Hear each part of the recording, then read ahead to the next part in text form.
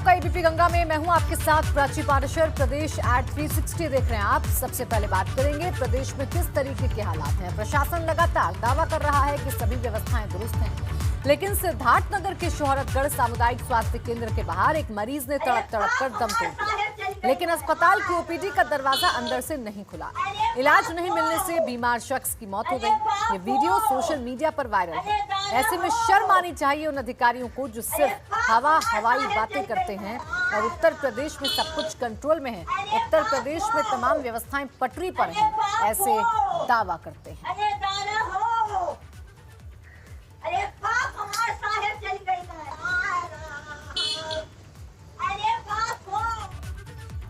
फिरोजाबाद में कोविड अस्पताल से मरीज के गायब होने के बाद हंगामा हो गया। मरीज के परिजनों ने जमकर हंगामा किया। परिजनों ने मेडिकल कॉलेज के कर्मचारियों पर शव को गायब करने का आरोप लगाया। परिजनों का कहना है कि सुबह 10 बजे से उनके मरीज का फोन बंद आ रहा है। ऐसा हो सकता है कि मरीज की मौत हो गई हो और उसके शव को गायब कर दिया गया। हालांकि पुलिस का कहना है कि शव गायब नहीं हुआ है, बस कागजी कार्रवाई में देरी हुई है। परिवार वालों को शव सौंप दिया जाए।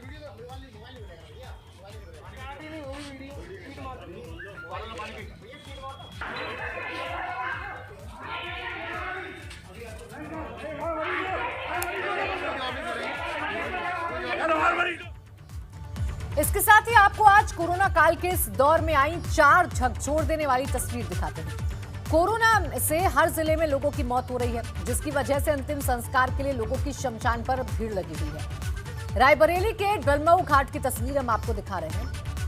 यहाँ घाट पर चिताओं की कतार लगी हुई है। लोग अंतिम संस्कार करने में भारी तादाद में पहुंचे हैं, जिसकी वजह से यहाँ भी सोशल डिस्टेंसिंग की धज्जियां उड़ गई हुई हैं। वहीं हाथरस के पत्थरवाली शमशान घाट पर भी रोजाना 7 से 8 चिताएं जल रही हैं।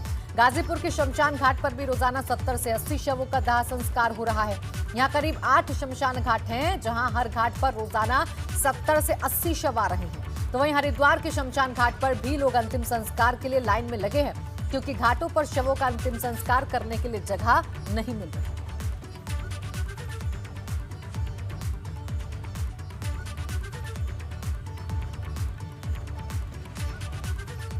और बागपत में एक वीडियो वायरल हो रहा है। यहाँ एक कोविड अस्पताल से एक युवक ने वीडियो वायरल किया है, जिसमें मरीज बेड के नीचे जमीन पर पड़े। होने वाला है ना कोई नहीं है। 20 बार कह चुके हैं इन लोगों से, नीचे पड़े बजा तड़प तड़प के मर जाएंगे, इनका कोई इलाज ना देखने वाला। कम से कम कोशिश तो करें ये लोग। बिना कपड़ों के औरतें आदमी नीचे पड़े हैं। अभी एक लेडी एक्सपायर हुई है, चिल्लाते रहे, पूरी रात ऑक्सीजन बंद रही थी। कहने के बाद बताओ सारे तड़प रहे हैं। एक औरत की अभी डेथ हुई है 5-10 मतलब 1 घंटे पहले, और दो हैं ये।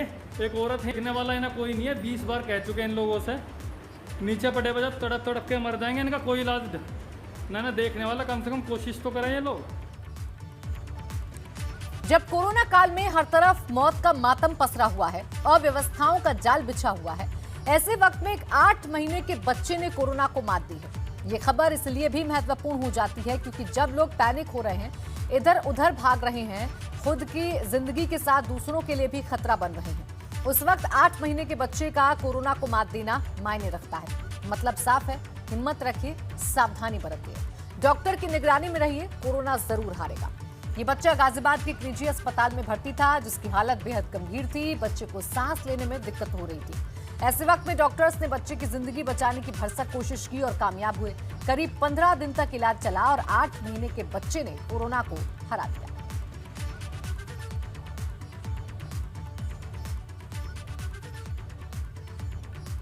इसलिए बनाई है कि मैं आपको ये चीज़ बता सकूं कि हमारे पास हमने जो अपने कोविड के टाइम पे जहाँ सब लोग दुखी हैं, परेशान हैं, उसमें एक अच्छी न्यूज़ मैं सबके साथ शेयर करना चाहता हूँ कि हमारे पास एक 8 दिन का बच्चा आया था जिसको कोविड निमोनिया था। अनफॉर्चुनेटली उसके पेरेंट्स पॉजिटिव थे कोविड, और बच्चा क्योंकि उनके साथ था तो बच्चा भी एक्सपोज हो गया था। हमारे पास जब बच्चा आया तो बच्चे को ऑक्सीजन की रिक्वायरमेंट थी, बच्चा फीडिंग वगैरह नहीं ले रहा था। हमको बच्चे को ठीक करने में काफ़ी मेहनत लगी, काफ़ी रेस्पिरेटरी सपोर्ट की ज़रूरत पड़ी, और लेकिन धीरे धीरे करते करते 10 दिन के बाद हम जो है बच्चे को टर्न अराउंड कर पाए। बिजनौर से अगली खबर, जहां कोरोना से 3 मरीजों की मौत हो गई। जिले में अब तक 75 मरीजों की जान चली गई है। जिले में कोरोना के 3,119 एक्टिव मरीज हैं, तो बिजनौर में हालात बद से बदतर हो रहे हैं। कोरोना से 3 और लोगों की जान गई है और जिले में अगर कुल मौतों का आंकड़ा देखें तो 75 लोगों की मौत बिजनौर में हो चुकी है। 3119 कुल एक्टिव केस अभी बिजनौर में हैं, तो लगातार हालात बिजनौर में बिगड़ रहे हैं। कोरोना संक्रमण तेजी के साथ फैल रहा है। ऐसे में आप सभी लोग सावधान रहें, सतर्क रहें और इस कोरोना से बच के रहें। बहरहाल 75 मौतें अभी तक बिजनौर में हो चुकी हैं कोरोना की वजह से।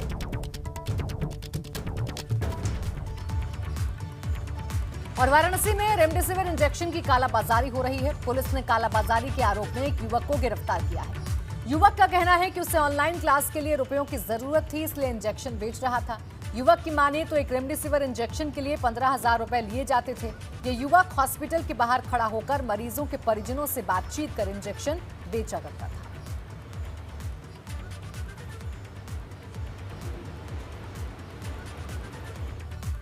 ग्रेटर नोएडा में पुलिस ने रेमडेसिविर इंजेक्शन की कालाबाजारी के आरोप में 4 लोगों को गिरफ्तार किया है। पुलिस की माने तो ये लोग धड़ल्ले से रेमडेसिविर की कालाबाजारी कर रहे थे। पुलिस ने इनके कब्जे से 2 रेमडेसिविर इंजेक्शन 49,600 रुपए बरामद किए।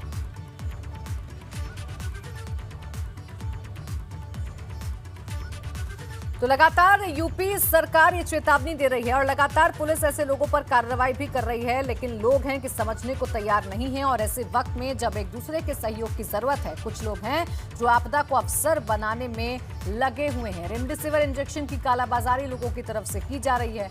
अब ग्रेटर नोएडा से लोगों को पकड़ा गया है। 4 लोगों की गिरफ्तारी हुई है 2 इंजेक्शन के साथ। और अगली अहम खबर नोएडा से, जहां दवाओं की कालाबाजारी रोकने के लिए एक्शन लिया गया है। डीसीपी क्राइम के नेतृत्व में टास्क फोर्स का गठन किया गया है। गौतम बुद्ध नगर कमिश्नर ने टास्क फोर्स का गठन किया है। कमिश्नर आलोक सिंह दवाओं की कालाबाजारी पर सख्त हैं। लगातार पुलिस कार्रवाई कर रही है, उसके बावजूद लोग समझने को तैयार नहीं है। और उत्तर प्रदेश में अगर कोई कालाबाजारी करता हुआ पाया गया इन जीवन रक्षक दवाओं की, तो उस पर कड़ी कार्रवाई हो सकती है। एनएसए के तहत कार्रवाई हो सकती है, गैंगस्टर के तहत कार्रवाई हो सकती है, लेकिन बावजूद इसके लोगों में डर नहीं है। और इसी को देखते हुए अब गौतम बुद्ध नगर पुलिस ने टास्क फोर्स का गठन किया है। सख्ती के साथ अब ऐसे लोगों से निपटा जाएगा। सिर्फ नोएडा ही नहीं, मुरादाबाद में भी रेमडेसिविर इंजेक्शन की कालाबाजारी हो रही है। यहां के थाना मझोला में एक निजी कोविड-19 अस्पताल में अपने परिजन का इलाज करा रहे एक शख्स ने एसएसपी को शिकायत की, जिसमें बताया है कि अस्पताल के पास रेमडेसिविर इंजेक्शन नहीं है, लेकिन यहां काम करने वाला कर्मचारी इमरान उससे रेमडेसिविर इंजेक्शन के लिए 25,000 रुपए मांग रहा है। शिकायत पर एसएसपी ने एसओजी को काम पर लगाया और जाल बिछाकर अस्पताल के कर्मचारी को गिरफ्तार कर लिया। साथ ही इसके और 3 साथियों को भी गिरफ्तार किया गया है।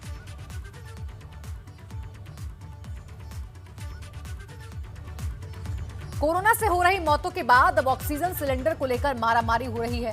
गोरखपुर में भी ऐसा ही नजारा देखने को मिल रहा है। लोग सिलेंडर के लिए घंटों तक प्लांट पर लाइन लगाए खड़े हैं। सड़क से लेकर अस्पताल तक कमोवेश ऐसी ही तस्वीरें नजर आ रही हैं। और ये हाल तब है जब उत्तर प्रदेश में शासन प्रशासन की तरफ से दावे किए जा रहे हैं कि उत्तर प्रदेश में हालात कंट्रोल में हैं और ऑक्सीजन की कोई कमी नहीं है। ये तस्वीरें बताने के लिए काफी हैं कि लोग परेशान हैं और हकीकत पूरी तरीके से उलट है। जो दावे किए गए हैं वो कोरा झूठ साबित हो रहे हैं। ये जो लोग आपको रोते बिलखते नजर आ रहे हैं, ये वो लोग हैं जो अपनों के लिए ऑक्सीजन का इंतजाम कर रहे हैं। ये वो लोग हैं जिन्हें सबसे ज्यादा उस झूठ का सामना करना पड़ रहा है जो लगातार शासन प्रशासन की तरफ से बोला जा रहा है, क्योंकि जगह जगह ऑक्सीजन की कमी है और ऑक्सीजन की कमी की वजह से लोगों की जान जा रही है। ऑक्सीजन लेने के लिए यहाँ पे आए पिछले 8 बजे से। हमारी चाची जी का ऑक्सीजन लेवल बहुत ज़्यादा गिर गया है। 8 बजे से यहाँ खड़े हैं। अभी गार्ड निकलता है, बोलता है अभी बुलाएंगे अंदर, लेकिन ऑक्सीजन मिल नहीं रहा। मेरे जैसे बहुत लोग यहाँ पे खड़े हैं। अंदर जाएंगे तब आइडिया लगेगा। अंदाज़ा भी हमें कुछ नहीं इस चीज़ का। 1 मई को होने वाले 18 साल से ज्यादा उम्र के लोगों के कोविड वैक्सीनेशन के लिए रजिस्ट्रेशन शुरू हो गया है। आज शाम 4 बजे से सरकारी पोर्टल पर रजिस्ट्रेशन शुरू हो गया। हालांकि शुरुआत में सर्वर कुछ धीमा जरूर रहा, लोगों को रजिस्ट्रेशन के लिए थोड़ा इंतजार करना पड़ा, लेकिन बाद में परेशानी दूर हो गई। अब आप coWIN.gov.in पर या आरोग्य सेतु या फिर उमंग ऐप पर रजिस्ट्रेशन कर सकते हैं।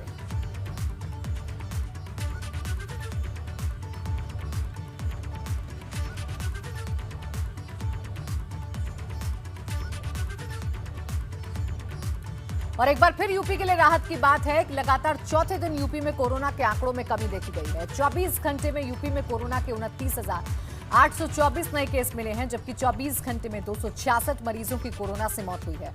वहीं राजधानी लखनऊ में पिछले 24 घंटे में 3,759 नए केस मिले हैं, जबकि 13 लोगों की मौत हुई है। हालांकि लखनऊ में ठीक होने वाले मरीजों की तादाद भी काफी ज्यादा है। यहां 24 घंटे में 6,214 मरीज ठीक हुए। प्रदेश की स्थिति इस प्रकार है। विगत 24 घंटों में संक्रमण के 29,824 नए प्रकरण सामने आए हैं। इसी अवधि में उपचारित होकर डिस्चार्ज होने वालों की संख्या 35,903 है। इस प्रकार जो नए केसेस आए उससे ज़्यादा लोग आज डिस्चार्ज में हैं। करीब 6,000 लोग ज़्यादा डिस्चार्ज किए गए हैं।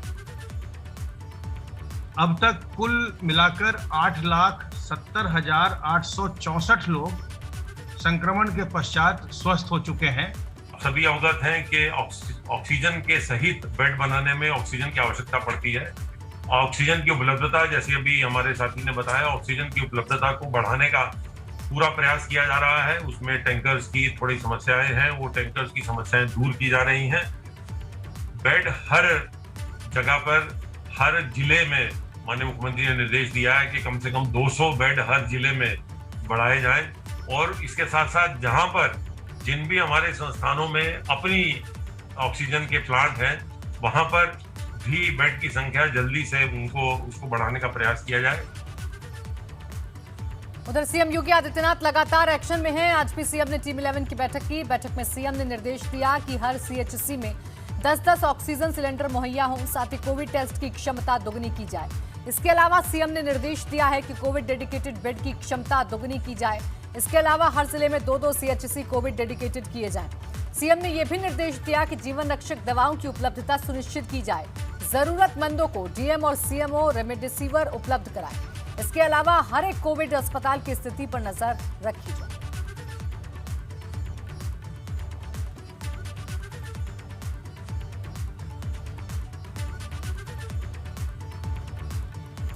वहीं कोरोना की वजह से यूपी की स्वास्थ्य सेवाओं को लेकर लगातार सवाल उठ रहे हैं, क्योंकि कई जगह पर वेंटिलेटर की किल्लत की बात सामने आ रही है, तो कहीं पर वेंटिलेटर चलाने के लिए स्टाफ नहीं है। कितने ही अस्पतालों में बेड खाली नहीं है, तो कहीं पर ऑक्सीजन की कमी है। इस पर क्या कुछ कहना है यूपी के स्वास्थ्य मंत्री जयप्रताप सिंह का? इसको स्वास्थ्य विभाग अकेले नहीं कुछ कर पाएगा। इसमें इसलिए पिछले बार भी हम लोग आपसे बताए थे कि जिस तरह से प्रबंधन का व्यवस्था किया गया था पिछले 2020 में, जिसमें जिला प्रशासन और सभी विभागों का, इसलिए आज हम लोग टीम 11 का जो गठन करते हैं उसमें आपके स्वास्थ्य विभाग के साथ में उसमें आपके नगर पंचायत भी है, उसमें आपके पंचायती व्यवस्था भी है, नगर विकास है, पंचायती व्यवस्था है, ग्रामीण विकास है, उसमें आपके राहत वाले भी हैं। माने हर विभाग को हम लोग जोड़ के और एक सामूहिक व्यवस्था तय करते हैं, जिसकी वजह से नीचे स्तर पर हम लोग काम कर सकते हैं। इस बार क्योंकि तेज़ी से संक्रमण हो रहे लोग और इसका काफ़ी घातक भी होने के नाते हम लोग ने और तेज़ी इसमें फैला दिया है कि लोकल प्रशासन को भी जिला स्तर जिलाधिकारी के साथ मिला के, जिसमें स्वास्थ्य विभाग भी होगा। फतेहपुर में कारागार राज्य मंत्री जयकुमार जैकी ने सामुदायिक स्वास्थ्य केंद्र का निरीक्षण किया। इस दौरान कमियों को देखकर उनका गुस्सा भड़क गया। उन्होंने कमियों को लेकर अधिकारियों और कर्मचारियों को फटकार भी लगाई, साथ ही सीएचसी को साफ सुथरा रखने के निर्देश दिए। वहीं केंद्रीय मंत्री साध्वी निरंजन ज्योति ने जिला अस्पताल का निरीक्षण किया और ऑक्सीजन की कमी से परेशान मरीज के परिजनों को जल्द ऑक्सीजन मुहैया करवाने का आश्वासन दिया।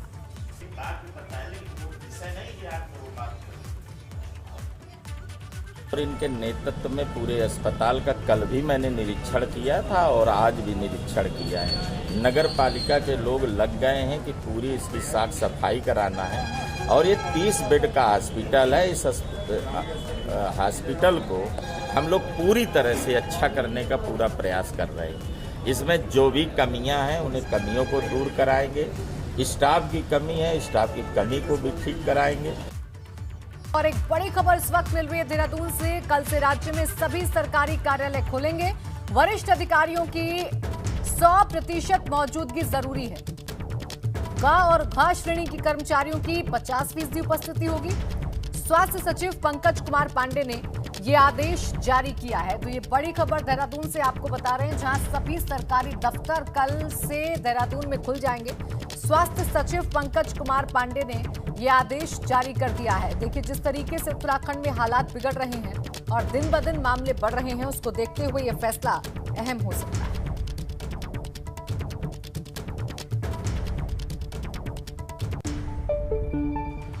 उत्तराखंड सरकार ने एक बड़ा फैसला लिया है कि विधायक अपनी विधायक निधि से कोविड पर पैसा खर्च कर सकेंगे। हर विधायक अपने क्षेत्र में विधायक निधि से 1 करोड़ तक कोविड पर खर्च कर पाएगा।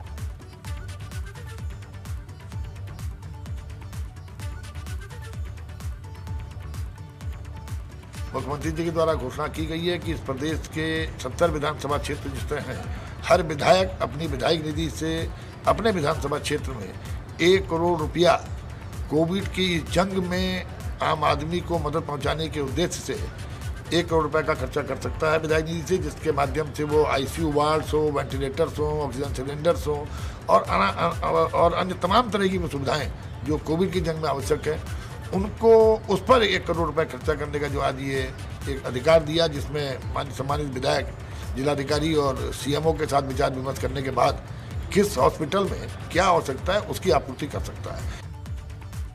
उत्तरकाशी में कोरोना के 81 नए केस सामने आए हैं। हर दिन बढ़ रहे मामलों से जिले में कोरोना एक्टिव मरीजों की संख्या भी बढ़ गई है। कोरोना के बढ़ते मामलों को देखते हुए बाजार को 2 बजे के बाद बंद करने का फैसला लिया गया है। 2 बजे के बाद सिर्फ जरूरी सेवाओं को छोड़कर सब कुछ बंद रहेगा।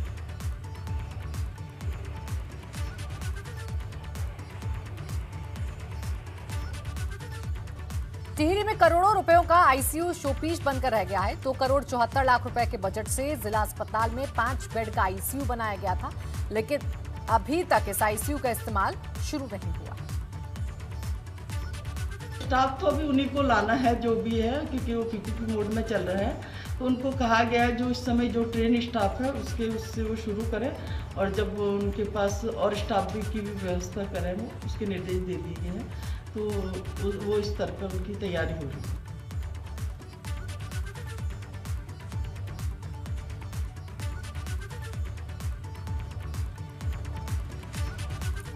और इस वक्त एक बड़ी खबर मिल रही है देहरादून से। 4 धाम यात्रा को लेकर कल सरकार फैसला लेगी।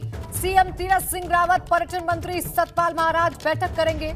कोरोना के दौर में 4 धाम यात्रा पर फैसला लिया जा सकता है, क्योंकि पिछले साल भी जब कोरोना का कहर बरपा था तो हमने देखा था कि फैसला लिया गया था और आम श्रद्धालुओं के लिए 4 धाम यात्रा को बंद किया गया था। अभी किस तरीके का फैसला लेती है उत्तराखंड सरकार, ये जरूर देखने वाली बात होगी, क्योंकि बात अगर उत्तराखंड की करें तो उत्तराखंड में लगातार मामले बढ़ रहे हैं और लगातार कोविड के जो पेशेंट हैं उनकी परेशानियां सामने आ रही हैं। अब देखने वाली बात है इस मुश्किल दौर में सरकार क्या फैसला लेती है। 4 धाम यात्रा को लेकर कल यह फैसला लिया जाएगा। और इलाहाबाद हाईकोर्ट की फटकार के बाद आज राज्य निर्वाचन आयोग एक्शन में आया है। राज्य निर्वाचन आयोग ने सभी जिलों के डीएम से रिपोर्ट मांगी है। निर्वाचन आयोग ने पंचायत चुनाव में ड्यूटी के दौरान हुई मौतों का जिलाधिकारियों से ब्यौरा मांगा है। आपको बता दें कि कल हाईकोर्ट में यूपी में बढ़ते कोरोना के संक्रमण को लेकर सुनवाई हुई थी, जिसमें हाईकोर्ट ने पंचायत चुनाव में कोविड प्रोटोकॉल का पालन नहीं होने पर नाराजगी जताई थी और राज्य निर्वाचन आयोग को नोटिस जारी किया था।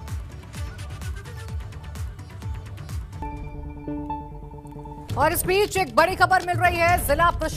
लखनऊ जिला प्रशासन ने हेल्पलाइन नंबर जारी किए हैं।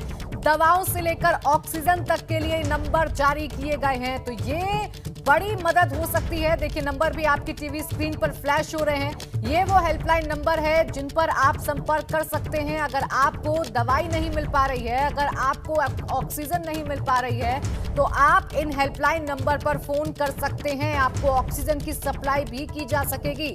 ये बड़ी राहत उन लोगों के लिए जिन्हें दर दर की ठोकरें खानी पड़ रही हैं और जिनको अपने मरीजों के लिए ना दवाई मिल पा रही है, ना ही ऑक्सीजन मिल पा रही है। जिला प्रशासन ने हेल्पलाइन नंबर जारी कर दिए हैं। दवाओं से लेकर ऑक्सीजन तक के लिए नंबर जारी किए गए हैं।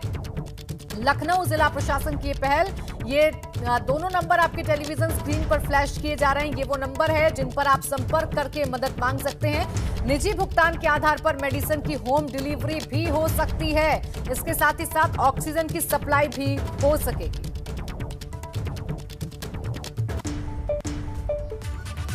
और इसी के साथ इस बुलेटिन में फिलहाल इतना ही। आप देखते रहिए ABP गुजरात।